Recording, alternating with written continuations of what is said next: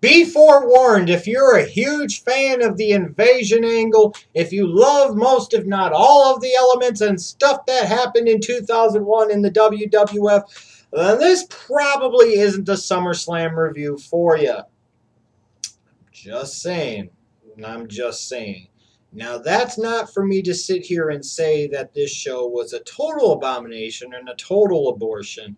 SummerSlam 2001 in San Jose had its moments, but damn it all, it also had its moments on the bad side too, and I'll talk about that in just a moment. This is one of these things that now, no more ECW, no more WCW. What the hell do you do? You've got all these guys under contract, you're paying them, might as well freaking use them. This huge wealth of talent on the roster. You could maybe argue at this point in time in 2001 to 2002 that this is the most talented roster that the WWF/WWE ever had under its umbrella. And that could definitely be true, even with so many of the big stars from WCW not being in the fold, which makes it all the more ridiculous to me that the invasion angle was the joke and abomination and total abortion of a creative storyline that it was. And like I said before in other videos, this is somewhat a generational thing. If you're in that 18 to maybe 25 or 26 age range at the time of this recording in 2014, you probably grew up on the invasion angle. So it was an early introduction to you to professional wrestling. Henceforth, you love the invasion angle. Part of the reason you love the invasion angle so much is that because you didn't really get the full context and the scope of the importance of WCW and ECW. You really didn't fully, truly live through the Monday Night Wars and all of that and see the evolution and change in the business over the 90s and into the 2000s. And that's fine. But just because you like it doesn't mean that I fucking have to, because a lot of shit involving the invasion angle absolutely fucking sucked. Still to this day, to me, the worst storyline in the history of the professional wrestling business. We have been waiting for years to see this shit.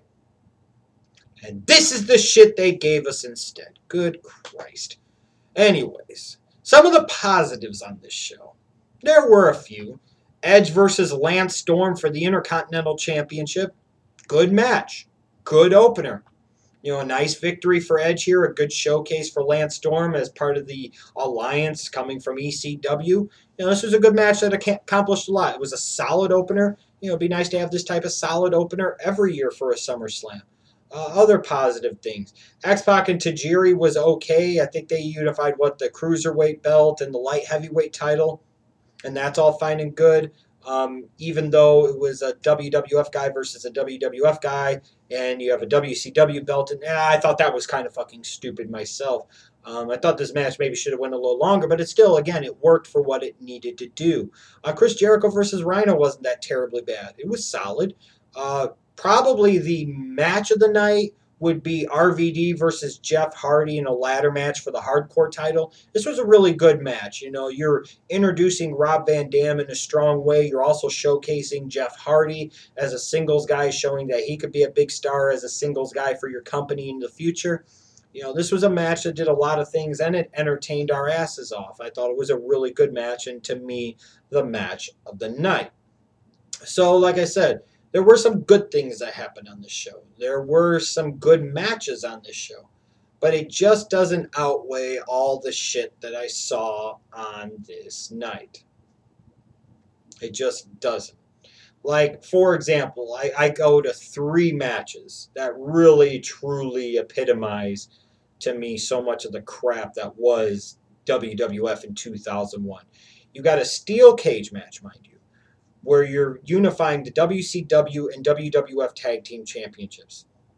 You bring in DDP, one of the top guys from WCW in the late 90s, and you have him stalking The Undertaker's wife, Sarah, even though most of the fans that would have cared at the time knew that DDP didn't exactly have an ugly wife himself in Kimberly Page. So why the fuck would he be stalking Undertaker's wife, Sarah? It was just stupid. Of all the ways you're going to bring in the Bang guy, of all the ways you're going to fucking bring in DDP, this is the way you chose to do it. And then here you've got him and fucking Canyon. Who better? Oh no, everybody better. I got you. You bring them in here and you serve them up as fucking fodder, even though they're part of WCW. They're a part of the fucking alliance, and you would think you would actually want to try and get the alliance over here. You fucking undercut the alliance by having them job out in a bitch-ass way here in a cage match to Taker and Kane. And as much as I love Taker, and as much as I respect Taker, and as much as I think the world of Taker and his accomplishments and his contributions to the business over the years, it cannot be said that from time to time he didn't wield massive political power and didn't occasionally bury somebody. Because what did he do to DDP here? He fucking buried him. This match was stupid. This match was fucking trash. The whole setup to it was trash. The storyline for it was trash. The result here is trash. You're trying to make the alliance. You would think if you really want to make some money off of this, you really want to create an interesting storyline, you would think that you would actually want the alliance to go over. You would think that you would want these guys to actually get a foothold for your WWF audience. Nope. Got to have the Brothers of Destruction go over in a big fucking monster way. This match was trash. But that wasn't the only trash of the night. You've got the WWF Championship match. And it's funny. The WWF Championship match didn't even main event SummerSlam 2001. And I'll talk more about the main event here in a moment. So you got Kurt Angle versus Austin. And this match started off very good. You know, this was a whole thing of who's the bigger kiss ass to Vince at the time. So you've got two WWF guys wrestling over the WWF Championship. Two heels, you guess you would say. Like I said, it started off really good. And then the rest of the match happened. It became overbooked to the nth degree. It became a false finisher fest of a ridiculous order. You've got numerous ref spots and ref bumps, and it was just fucking ridiculous. All of that to get it to a DQ finish. It was almost like they wanted to go with Angle, but Austin didn't want to give it up. Austin didn't want to let him. And as a result, this was the fucking abortion of a finish, an abortion of a match that they came up with. I'm sorry. This sucked. It started off really good. It could have been outstanding. And instead, they freaking ran it into the ground the second half of the match, and it just totally and completely sucked. But not nearly as much as the main event of this show. I will at least give the WWF credit here. They main evented the WCW World Heavyweight Championship at SummerSlam 2001. They showed a little bit of respect to the WCW title. They showed a little bit of respect to the guy who came in as the champion, Booker T. But of course, you had to know that wasn't going to last. Here comes your big movie star. Here comes your top guy. Here comes The Rock back to join Team WWF. It's the WWF. It's the Alliance. What's going to happen here? It's The Rock versus Booker T. Who in the blue hell is this Rudy Poo? And you really feel like the WWE sat there and said, you know what, that's our whole attitude towards Booker T. Who is this Rudy Poo? Furthermore, I always wonder if this was booked as a direct consequence to Booker T and Bagwell having that terrible, god-awful match on Raw. If you remember when they were trying to figure out what they were going to do with WCW post-WrestleMania 2001. I always wondered here. But I thought this was so ridiculous. And this was so stupid. Here's The Rock facing off with fucking Booker T, mind you, for the WCW Championship. You've got the Alliance here. You've thrown Stephanie and Shane in there. You've got to do something to get them freaking over. But come the main event, you make sure that your new top movie star, your top guy in the company, The Rock, is the one holding up the belt at the end of the night. He's the one standing strong as the WCW World Champion. This didn't work on so many different levels. This was ridiculous on so many different levels. You had so many different options, so many different things that you could have done. And instead, you decided to have Booker T drop the WCW title to The Rock at SummerSlam 2001. This at least would have been made a little bit better if, let's say, in the match before, that a WCW guy would have beaten the WWF champion to become the WWF champion. Then you could have sat there and said, they've got our belt, we've got their belt, da-da-da. But nope. At this point in time, the invasion angle should have ceased. At this point in time, the invasion angle ceased to be interesting in any way, shape, or form. The three top belts in this company at the time, the 3 top belts, and what I mean are the WCW World Title, number 2. Number 1 being the WWF Championship, and maybe number 3, the Tag Team Championship, were all held by the WWF.